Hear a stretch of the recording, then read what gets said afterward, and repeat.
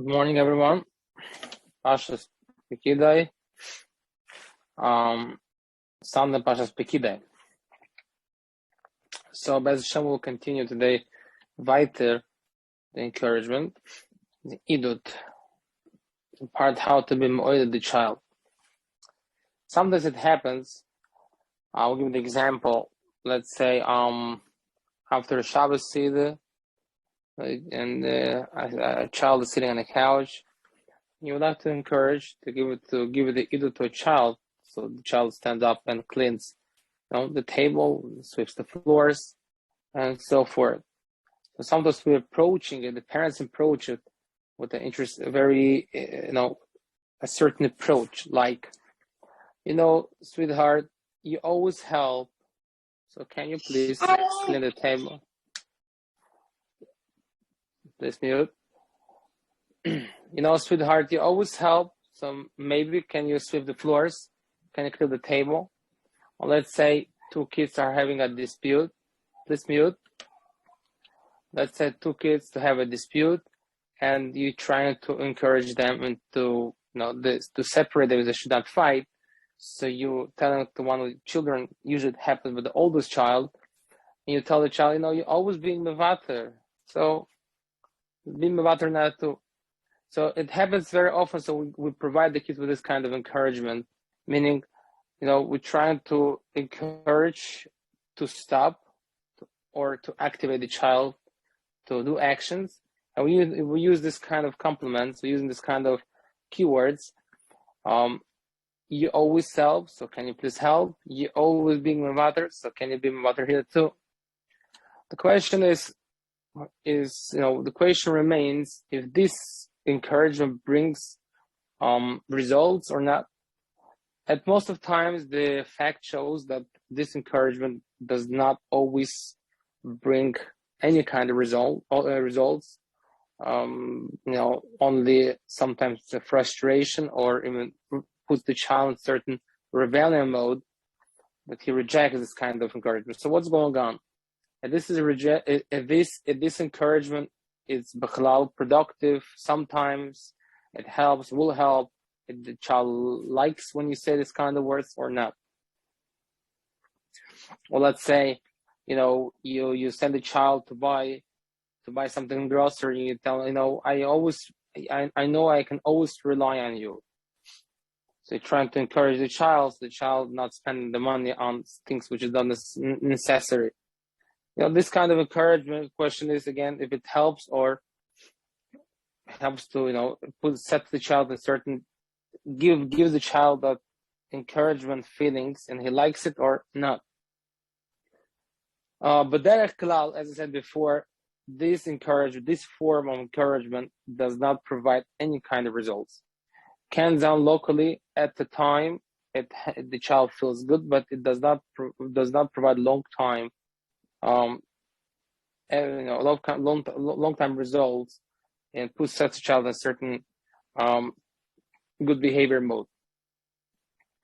So let's go a little bit in the nefesh of the child. What's going on when the child hears this kind of words? So from one side, when you say you always help me, you always mevater, I can always rely on you. It's something, it gives a child a certain message that you always rely on me, you always relied on me, meaning to say you expecting I should be always someone who you can rely on. I always helped you, meaning to say you expecting from me I should be always someone who is going to help you. You saying I'm always being mevater, to pshat is you expecting from me, interpretation of the child, that you expecting from me to be always mevater. This is something which is not shaykh. It's not shaykh to be always helping, not shaykh to be always mevater, it's not shaykh always to be, be someone to rely on. Just things in certain life circumstances not always allowing this thing to appear. So the child thinks, perceiving these words, and you are requesting for me to always remain being a helper or mevater or reliable person. It maybe the child feels good about it, at the moment, but it puts a lot of lachats. It's causing the child to experience very deep pressure to always perform as a reliable person, as a helper, as a being mavater person. So with the time, so he's naturally, and that's the reason why the child rejecting it. Why? Because it's very huge responsibility. Very huge responsibility to always be a helper, to always be someone who's mavater, to always be reliable. It's a huge responsibility. Therefore, at the beginning, when the child receiving this kind of encouragement, rather rejecting it, meaning to say he's trying to tell, don't put this pressure on me. Don't require it to be always to perform something which is not really shaykh to be, and it's huge responsibility. That's the cause, that's the core why the child is momentarily rejecting this kind of encouragement. And this kind of encouragement being defined, you generalizing your encouragement, meaning to say, when a parent releasing the idud, releasing the encouragement, and this encouragement contains two sides to it. Number one side, it gives pleasure to a child. Let's take the example. Oh, dear, you always help me. So this statement releasing contains two messages, two beneath messages, meaning number one message is it's encouragement. You feel good. The child feels that he's that special righteous soul who always helps. Number two, it gives a pressure to a child. Mechayev. It requires, it's mechayev the child to always to constantly remain as a helper, and this gives a pressure. So this is generalizing your encouragement, meaning to say this contains two messages. One message is gewaldig, one message it's terrible, gives a lot of pressure. Self-understood, the number two side, takes over number one side, because to live under the pressure to be always, to live at under alert, to always help, to always be reliable, to always move other, is a very pressuring lifestyle. Therefore, just the focus of the child shifts to that second part, which makes the child to reject the encouragement and just not accept it and just stay back. The example for it will be prime example. Deeper talking, discuss, having deeper take on this concept is, it's like a employee. Let's say someone did for you a job, you paid for a job. So when the employee receiving the payment, he already has a simcha. Yes, he got content and the joy from receiving the pay. Whether he will need to perform another job, whether he won't need to perform another job, he already received his payment. And this payment that I have it, the feelings of I got it, I did and I got it, the feelings of I have something I got as a reward for my job, gives that content for employee and motivates the employee to perform more. Self-understood, right? So the employee does not feel like he's being used. I got it, I performed, I got paid, and I feel good about it. And at most of the times, it gives that employee encourages the employee and motivates the employee to perform more malachas, to perform more work.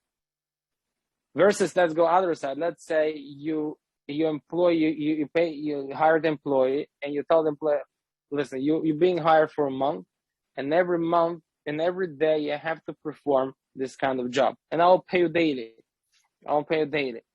So what happens is, even though you pay the employee on the day, but it's still the employee does not feel that content and satisfied from his pay.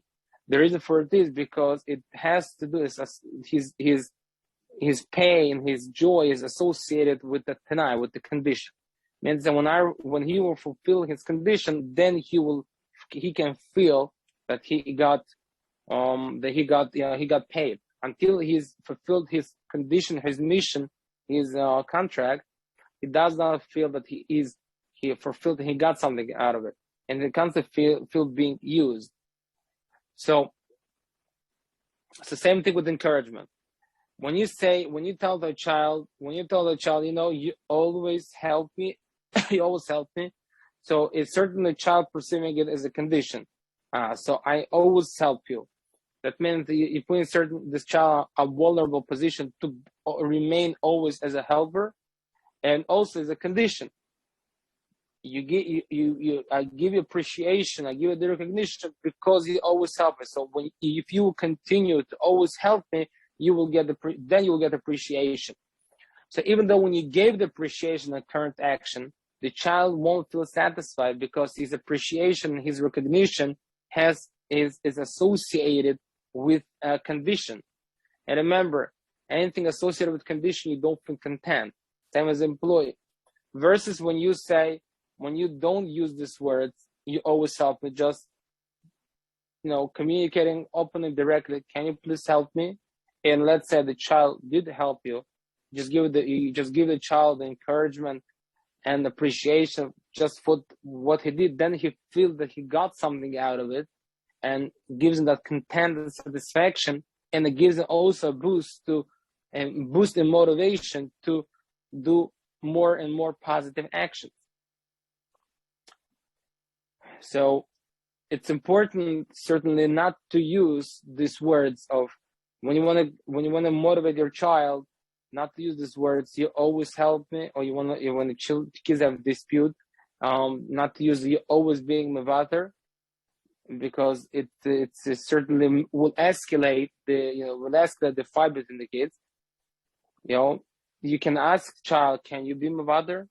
Self-understood. It also child also resists this kind of approach, because why should he be mevater? We'll talk about it as another opportunity.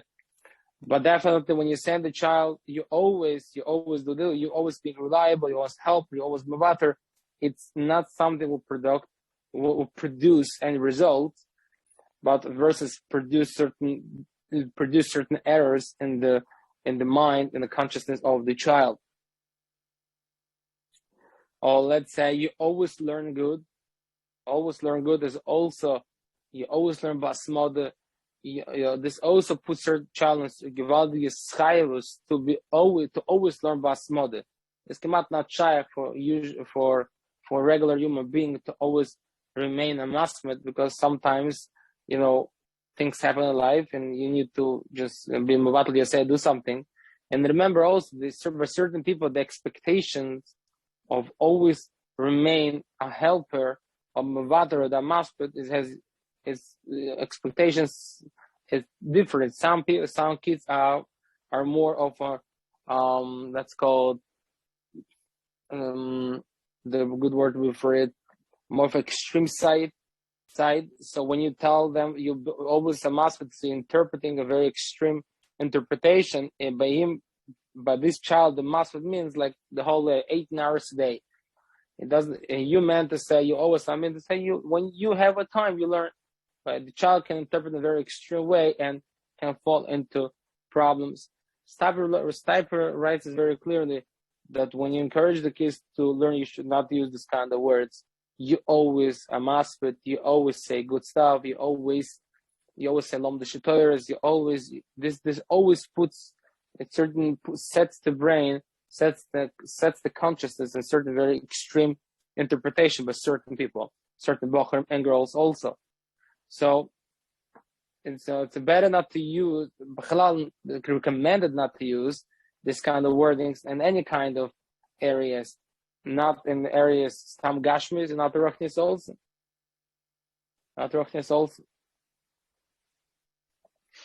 Sometimes this expression can force the child to do more than he can do, and certainly it can cause a certain a child can collapse emotionally from overdoing and overworking himself. Versus when you say the child, not using this word, when you give that appreciation just for the action for the child. Let's say child came from home, he learned very well, and you just amazing, gewaldig. You learned about the cherusa, basmode, gewaldig. So the child feels at that moment he got something, he got that appreciation, the acknowledgement from his parent. He feels that he got it. He feels not good about it, content. And this content feelings provides the child with that motivation to do again and again and again. So as we discussed already before, as more we catch on the positive deeds the child does, and we encourage them, it gives encouragement without any conditions, without using, you always this, you always that, without using any conditions. It gives the provided child with the powers and the will. Remember, when you try to perform and execute someone else's will, it gives a lot of pressure. It's a lot of pressure. When you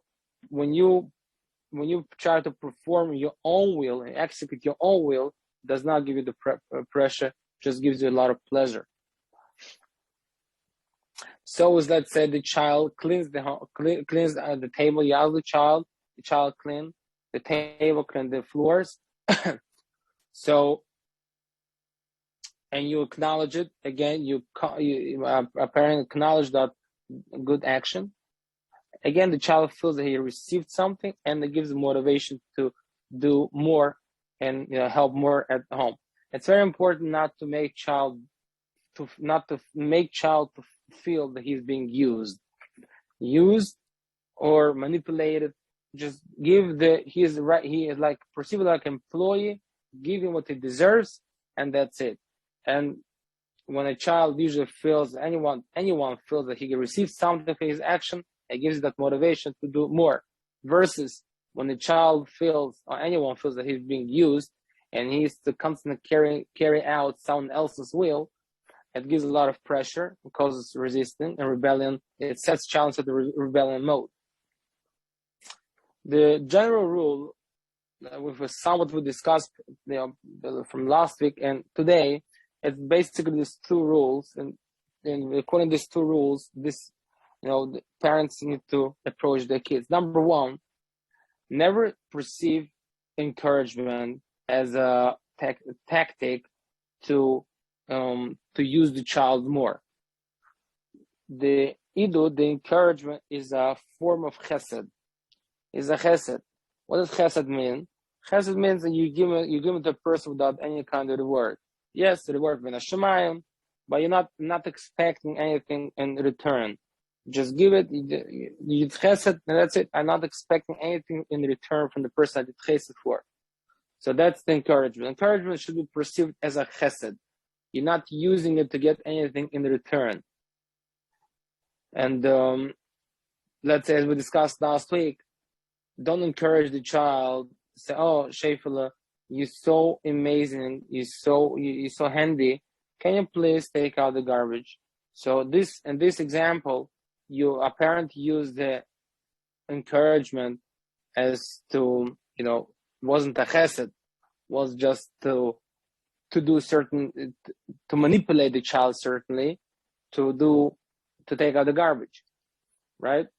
When you provide the child that encouragement, we have to make sure not to right away shift into our agendas, and push the child with this encouragement, push the child to execute our agendas. Idud is chesed.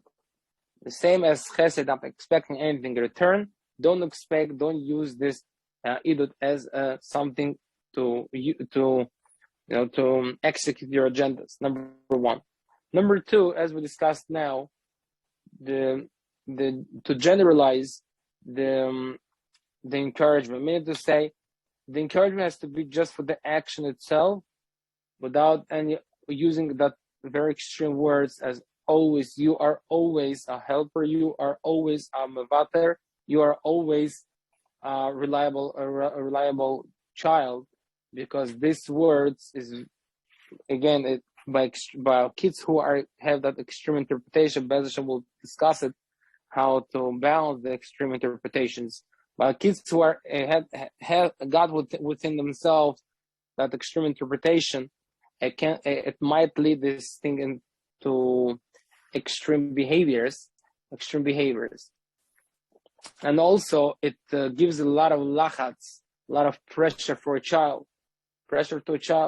He feels that he must carry out the will of the parent and always remain as helper, as a mavater, as a responsible, which is technically not shaykh, not possible to always remain that masmid, that helper, that mavater, that human stays a human. So that's it, two very important components in the encouragement. I would like to mention another concept. Concept is always to relate to the action and outcomes of the child's behavior, and not to crawl in the child's thoughts and feelings. Meaning, a lot of times it happens that let's say child did something. So when child does anyone does anything, any action contains two things: the mindset, feelings. The feelings pushed out the action, made the person to do whatever he did. So sometimes the child does some, let's say, negative, the negative action. So we try to crawl in the child's feelings and thoughts. So let's say the example will be, let's say child said some wrong word, said some bad words, or he did some very negative behavior. So which we tend to right away say, so probably you felt so and so. Probably, so what do you feel? So what do you think? Or start to judge and right away say for a child what he thought, what he felt, what made him to execute and do the action he did. The parent, we don't know really what the child thinks and what the child felt at the moment. Maybe he felt maybe on target, maybe not. You never give encouragement on the hashar, on the we're not on something that you're not sure if it's true or not. Actions for sure is true because you see, and the results also you see. But what child felt at the moment when he did that action, it's not really important and not really something we should be addressing or crawling in there. The encouragement cannot be based on hasharas, on estimation. The encouragement, it can be based, will have a valid results only when we relate to the action themselves, not the emotions of the child. Because sometimes we underestimate the emotions of the child. Sometimes we under or overestimate, and we really don't know what the child felt at the moment, what he thought at the moment. But the action, yes. I'll give the example for it.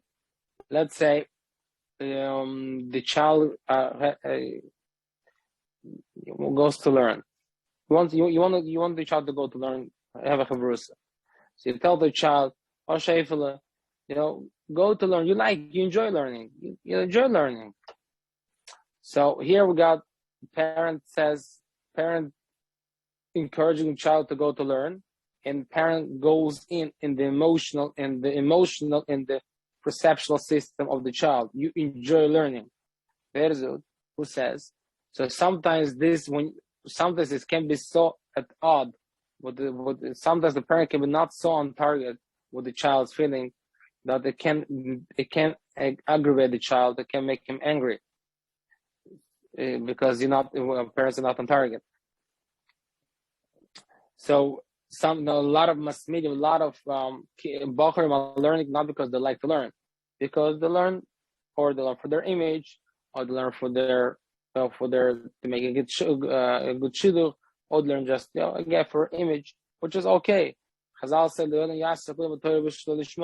it's allowed, it's okay. He doesn't really necessarily enjoy learning, but he is enjoying when he becomes in center of discussion, when the Bochurim discusses, so he feels good about it. He can add his comment to the conversation. It's really not. He's learning only to have that attention, to be in center of conversation, in being called as a good Bochur, which is okay. But not necessarily the Bochur enjoys etzem learning, enjoys the learning Torah.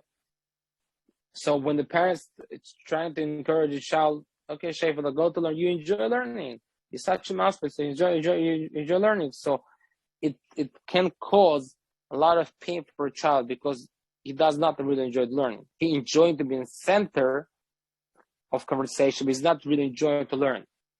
So we just need to relate to the action itself, meaning just tell a child, encourage the child to get a chavrusa to learn, but not calling in, not going in deeply in what he feels and what he thinks at that time, because sometimes he's not really enjoying what he does. Same thing. Let's say, a parent can, we can suggest the way how to encourage child to go to learn. Let's say a parent can say on his own, I think you should go, maybe you can go take a chavrusa, because when I learn, I feel good. When I learn, I give a certain content. You're describing your own feelings. You're not saying to a child, self-understood. The child also enjoy learning. He will copy you. If it does not enjoy you, so it does not enjoy learning, so he will do whatever he wants to do. But you can expose yourself in this case and say, when I learn, I feel good. Or let's say children need a lot of chizuk to go to sleep. So some of the parents encourage the kids and to tell them, go to sleep on time.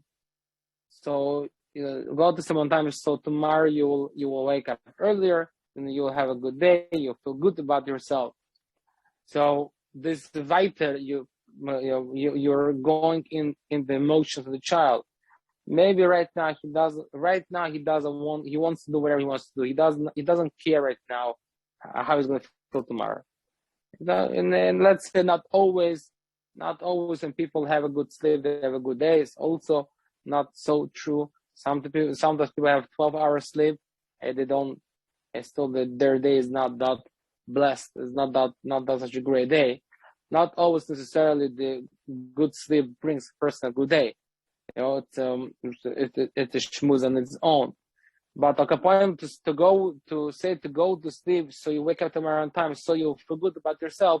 You weiter going into emotions in the system, or in the emotional system of the child, which sometimes the parents not on target, and it causes the little pain, discomfort, and make the child to reject the encouragement and dafka to go late to sleep. Or you're saying that you want to encourage your child to take a shower. You said to the child, you're a very clean boy, you're a very clean girl, so you go take a shower, you feel good about yourself. Weiter, you're going in deep in the emotions of the child. He doesn't feel that he is feeling good when he takes a shower. So don't go into that area. Let's say you want to try to encourage your child to be organized. So you say, you organize, you'll be organized, you'll find your stuff tomorrow, and you'll feel good about yourself, or you want whatever. So it's vital you're going into emotions. Always just recognize and encourage the action and the action and outcomes of the action. But we should not focus on the feelings and thoughts and perception of the child, because sometimes it can be very parent not always can be on target what really the kids felt or feel at this time, and it might cause a child inner conflict, which will make the child to reject the encouragement, and will make the child will set the child in a certain rebellion mode, will do dafka fakir. Therefore, we find sometimes the kids dafka go to let the sleep, the dafka wake up late in the morning, and love dafka they want to do it, but because the inner conflict made them to oversleep and just not to wake up on time. So what we should relate just on the action outcomes and not the feelings and perception of the child. Call to by the show we mafshach tomorrow. I'll get into